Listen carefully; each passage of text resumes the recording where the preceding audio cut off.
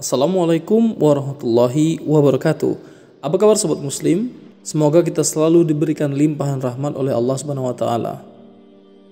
Pada kesempatan kali ini Ragam Islam Channel akan membawakan kisah Nabi Musa saat mempersalahkan Nabi Adam hingga terusir dari surga. Kisah pertemuan Nabi Musa dan Nabi Adam. Pertemuan ini berlangsung atas permintaan Nabi Musa. Mengenai kapan dan di mana pertemuan itu terjadi, kita cukup meyakini kebenaran wahyu dan informasi yang datang dari Rasulullah SAW. Pasalnya, pertemuan serupa juga pernah dialami Rasulullah SAW. Seperti pada saat peristiwa Isra, beliau menjadi imam salat para nabi di Masjidil Aqsa. Bahkan, beliau sempat berbincang dengan beberapa nabi, termasuk berbincang dengan Nabi Musa di langit. Adapun tujuan Nabi Musa menemui Nabi Adam adalah untuk mempersoalkan dikeluarkannya Adam dari surga akibat dosa yang telah diperbuatnya. Namun Nabi Adam berargumen yang membuat Nabi Musa bungkam, tak lagi berkata-kata. Dan Rasulullah SAW pun bersaksi akan kekuatan hujah Nabi Adam dan kekalahan Nabi Musa. Dalam hadis riwayat Muslim dari sahabat Abu Hurairah, Rasulullah SAW mengisahkan, pada suatu kesempatan, Adam dan Musa berdebat di hadapan Tuhan mereka. Namun, Adam berhasil mengalahkan Musa dengan hujahnya. Kala itu, Musa mulai angkat bicara. Hai Adam, engkau adalah nabi yang telah diciptakan Allah langsung dengan tangannya. Ditiupkan ruh langsung dari ruhnya. Disujudi oleh para malaikat dan ditempatkan di surganya. Namun engkau telah mengeluarkan manusia ke bumi karena kesalahan yang diperbuatmu sendiri. Adam menjawab, engkau juga nabi yang dipilih Allah dengan risalah dan kalamnya, diberi lembaran-lembaran wahyu yang memuat penjelasan segala sesuatu di dalamnya, didekati dengan bisikan wahyunya. Lalu beberapa lama engkau mendapati Allah menulis Taurat sebelum aku diciptakan. Musa menjawab, 40 tahun. Lalu berapa lama engkau mendapati Allah menulis Taurat sebelum aku diciptakan? Musa menjawab, 40 tahun. Selanjutnya, Adam kembali berkata, apakah dalam Taurat engkau mendapati ayat yang mengatakan, dan durhakalah Adam kepada Tuhan dan sesatlah ia? Musa menjawab, ya. Adam melanjutkan, apakah engkau masih saja menyalahkanku karena aku telah melakukan sesuatu perbuatan yang ditetapkan Allah untuk aku perbuat 40 tahun sebelum dia menciptakanku? Ditegaskan oleh Rasulullah SAW. Akhirnya Adam pun mengalahkan Musa dengan hujahnya. Sementara dalam riwayat Al-Bukhari dikatakan, suatu ketika Adam berdebat dengan Musa. Kala itu Musa berkata kepadanya, wahai Adam, engkau adalah bapak kami, namun engkau telah mengecewakan kami dan mengeluarkan kami dari surga.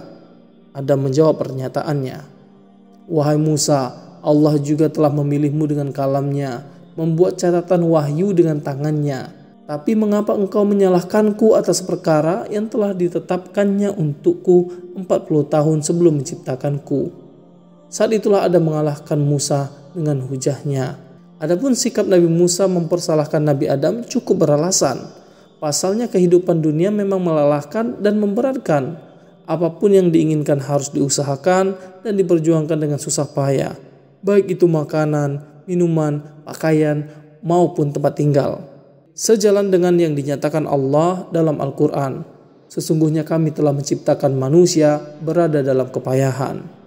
Demikian pula penderitaan dan kesulitan yang dirasakan Nabi Musa saat berhadapan dengan Fir'aun dan para pengikutnya. Ia harus melarikan diri dari Mesir ke Madian, kemudian harus mengembala kambing selama 8 tahun di sana. Belum lagi kesulitan yang diterimanya akibat penentangan, penolakan, dan penderitaan dari kaum Bani Israel. Dalam benaknya terbersit bahwa boleh jadi semua penderitaan dan kesulitan itu disebabkan oleh Adam yang mengeluarkan diri dan keturunannya dari surga. Padahal ia sudah tenang ditempatkan Allah di dalamnya setelah diciptakan. Ia diperkenankan menikmati semua buah-buahan kecuali satu buah terlarang. Di dalam surga Adam dijamin tidak akan kelaparan, tidak akan kedinginan, tidak akan kehausan, dan tidak akan susah payah melakukan perjuangan. Namun setelah Adam durhaka kepada Allah dan makan buah terlarang, Allah menurunkannya dari surga. Akibatnya manusia tidak lagi mendapatkan penghidupan yang menyenangkan kecuali setelah berusaha keras.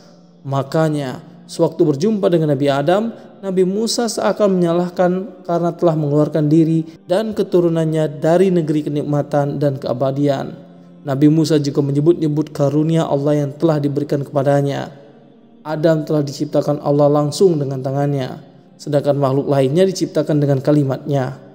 Selain itu, Adam ditiupi roh langsung dari rohnya, selanjutnya disujudi oleh para malaikat dan ditempatkan di surganya. Semestinya makhluk yang telah dikaruniai Allah dengan semua kenikmatan itu tidak lagi durhaka kepadanya, tidak juga mengeluarkan diri dan keturunannya dari surga kenikmatannya.